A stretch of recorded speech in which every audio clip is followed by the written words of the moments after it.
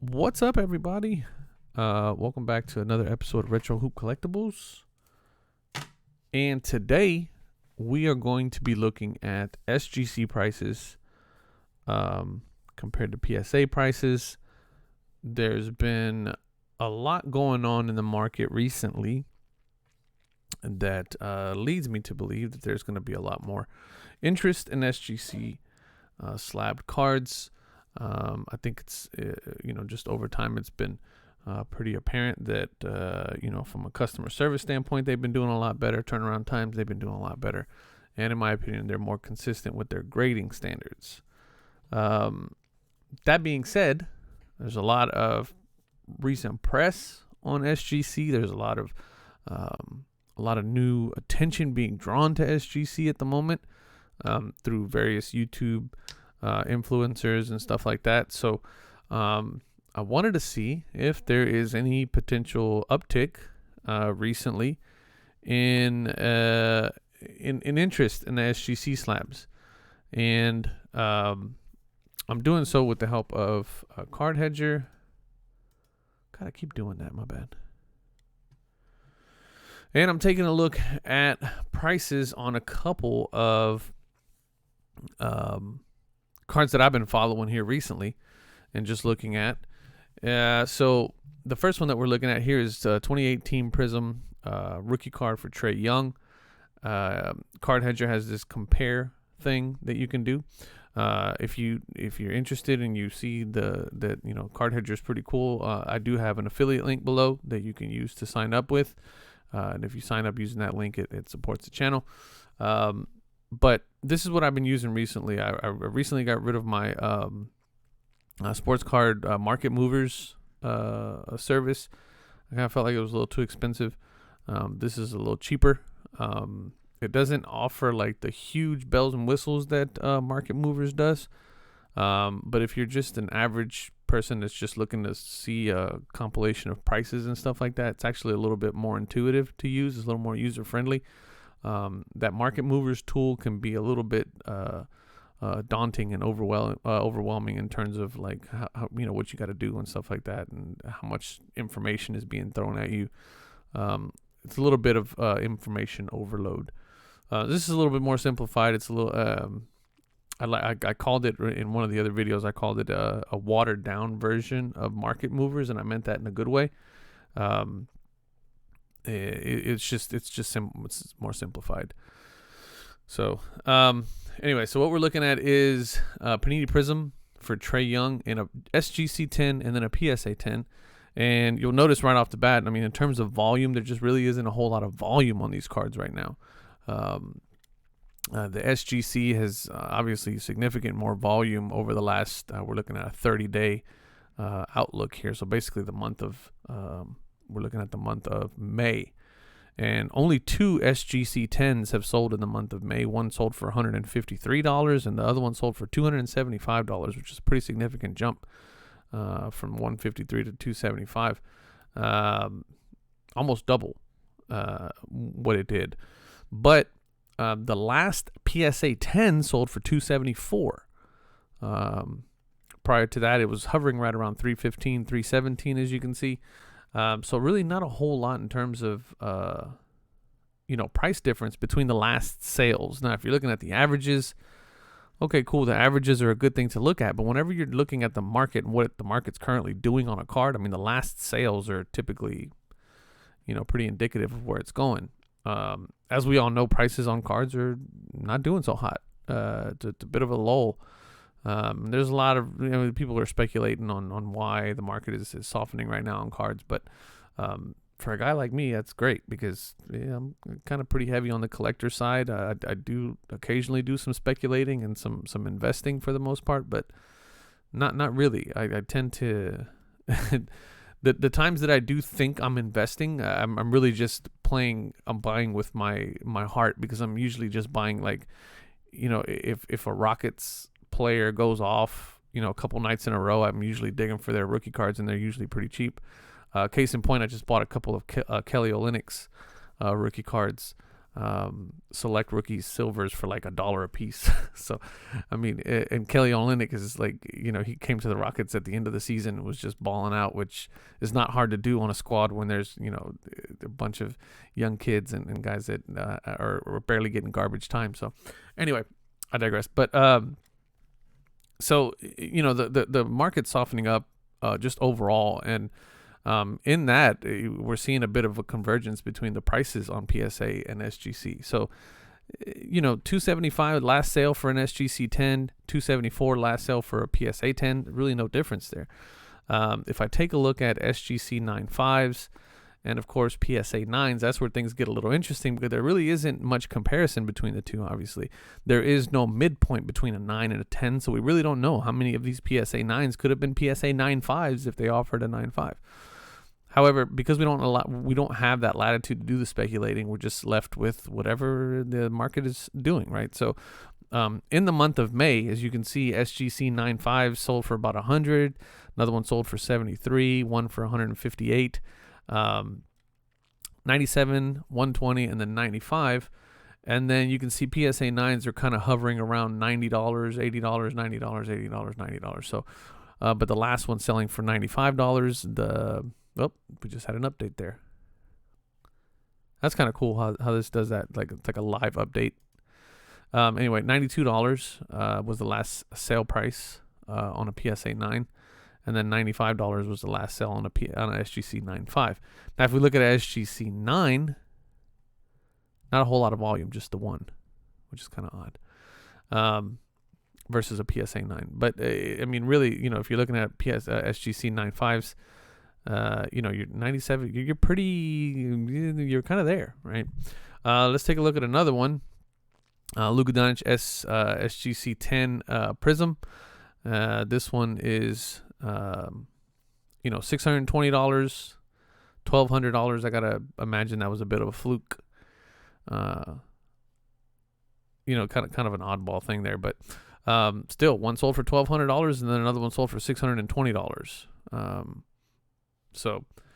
But PSA 10s are consistently selling for $900, right about $1,000. So, if you're looking at the last sold, yeah, you're talking about almost a $300 difference. And this is a pretty big card. It's a Luka Prism, PSA 10, SGC 10. If we take a look at the SGC 9.5s, two sales here, one for $660, one for $420.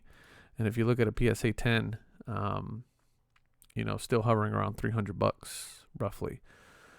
Last sale $298. So if you're looking at, again, last sale, the last one was $420. This one was $298. So SGC 9.5 is outselling a PSA 9.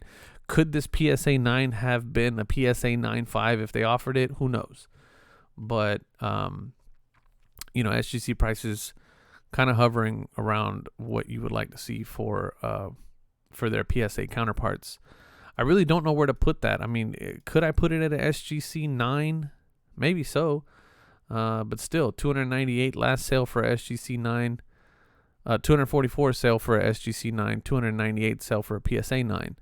So, again, we got a couple of points here. $285, $229, $295, $244. And then the PSA 9 hovering around the $300 range and then just kind of bottoming out at $298. When did that sale happen? Oh, that's probably just the new updated one. Yeah, so, I mean, it's kind of one of those things, right, where it's like, are they on par or are they not? Zion Williams, PSA. This is his rookie. This is the Prism rookie, SGC 10. One sold for $610. Lord knows that's probably not right. It's probably a blip in the radar there, but $358 and then $348. And then $477 and $434. So about $100 difference in the Zion. If I look at SGC 9.5s, only two sales. Wow. One for $192 and $153. And if I look at PSA 9s, around the same. $150. $137 actually was the last sale on an SGC 9. Or a PSA 9, sorry. But still hovering around the $150 range, $147 range. And then this one's, last sale, $153. So not much difference there. I mean, pretty, actually, the last sales of both cards, there's, the SGC is outpacing the PSA 9. SGC 9.5 outpacing the PSA 9. I just, we're seeing a lot of that where the latest sales is outpacing, like a SGC 9.5 outpacing a PSA 9. I think the market's kind of realizing that, hey, SGC 9.5 pretty damn close to a gem mint condition. That there could be some of those folks that are hopefully expecting to crack a PSA, a SGC 9.5 and resub, and hopefully get a PSA 10.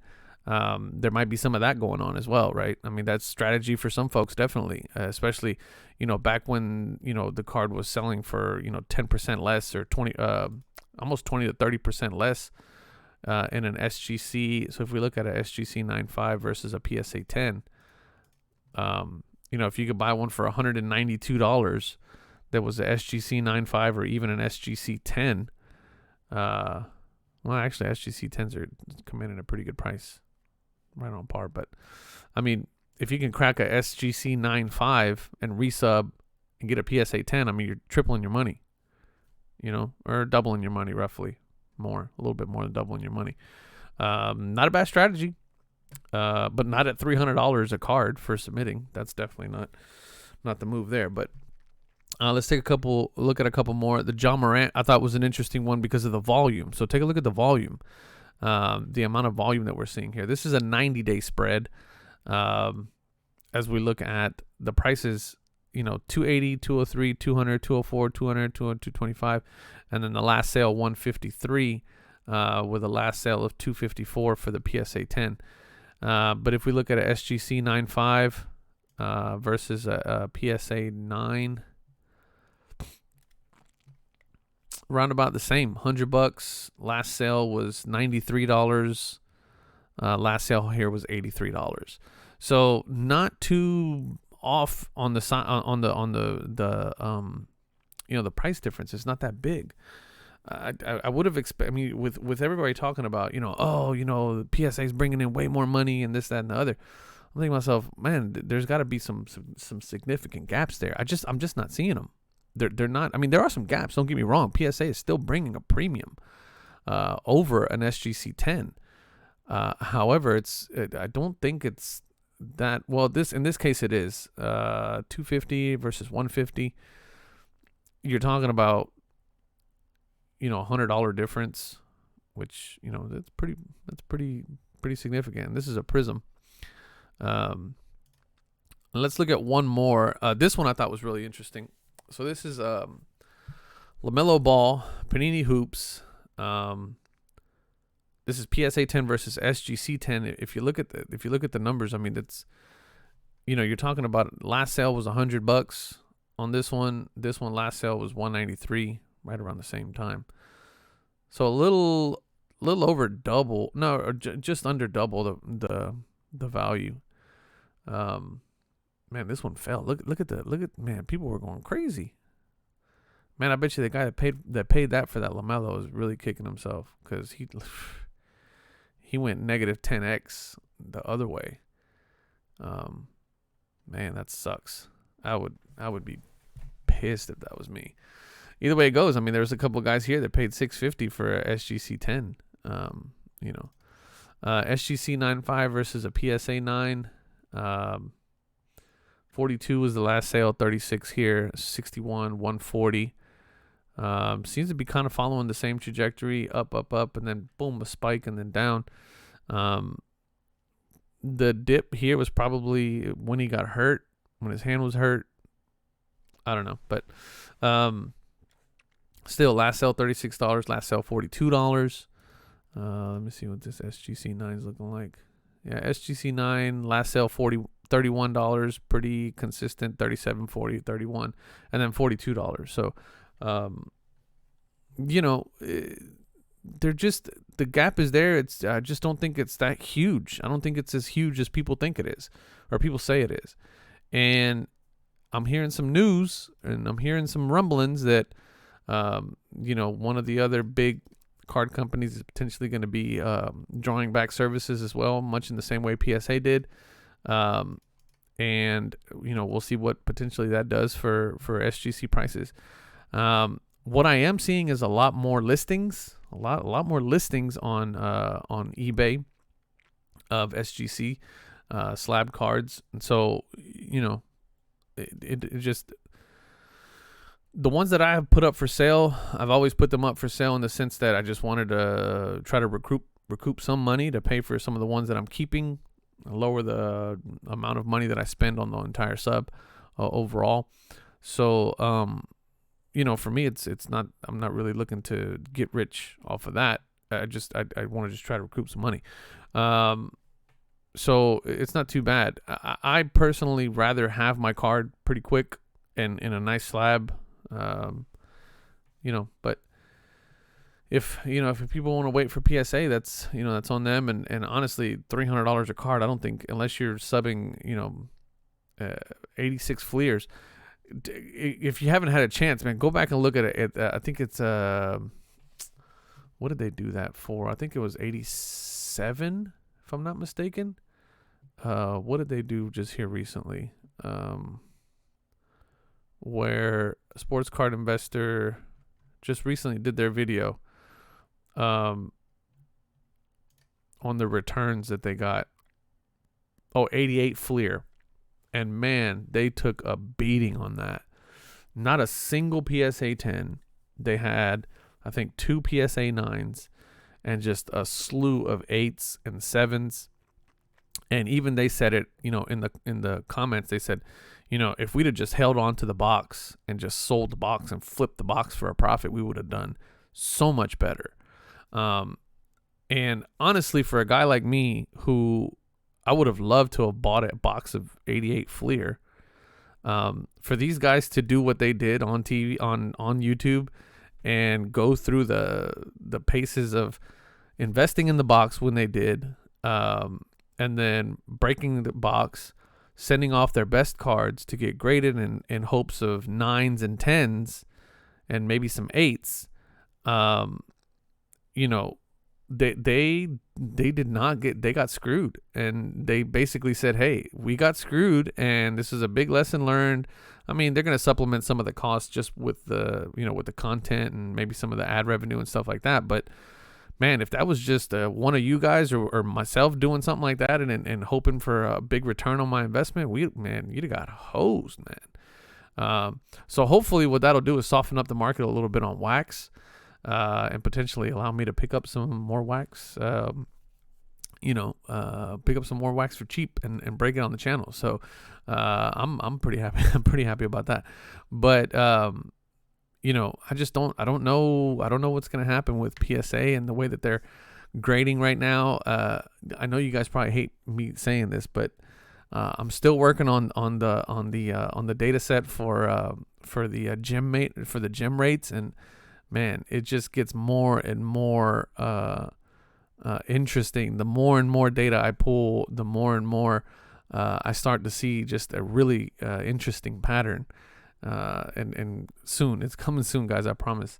I'm gonna set up a live stream for that, and we'll get into it. But anyway, I just wanted to just kind of show you guys, mainly show you guys the tool for Card Hedger.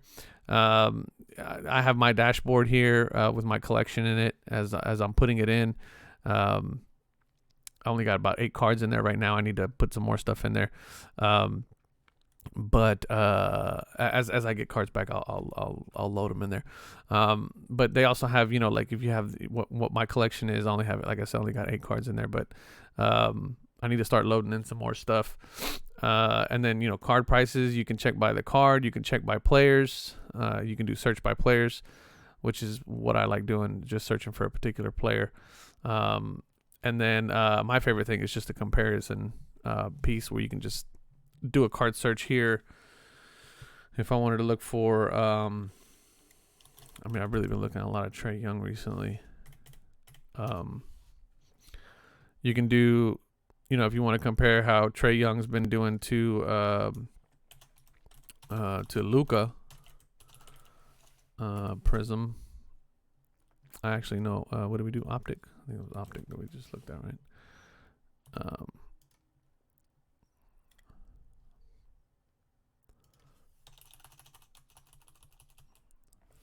Optic basketball. That's the base, right? Yep. So we'll look at number 2 there. And there you go. About a fourth of the price, man. Interesting. It's going to be interesting to see what happens. I really think that they're going to advance in the playoffs, and I don't think it's going to be tough for Dallas to get past Jesus, who they're playing. I'm slipping my mind here, but I don't think Dallas is going to get far. I think Atlanta's going to get a little further. So we'll be interesting to see what these car prices do.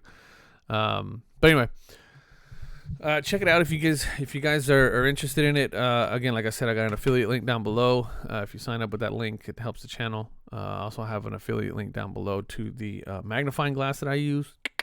That thing is pretty sweet in terms of helping you get a really, really, really good look at your cards to determine the condition and whether or not you want to submit them to get graded. That's gonna do it. I'm gonna put this video up. I'm waiting to hear some confirmation on some news, and if it happens, I'll do a video and drop that immediately. But anyway, that's it. Hope you guys enjoyed it. Like, share, subscribe, comment, all that good stuff, and I'll catch you guys on the next one. Peace.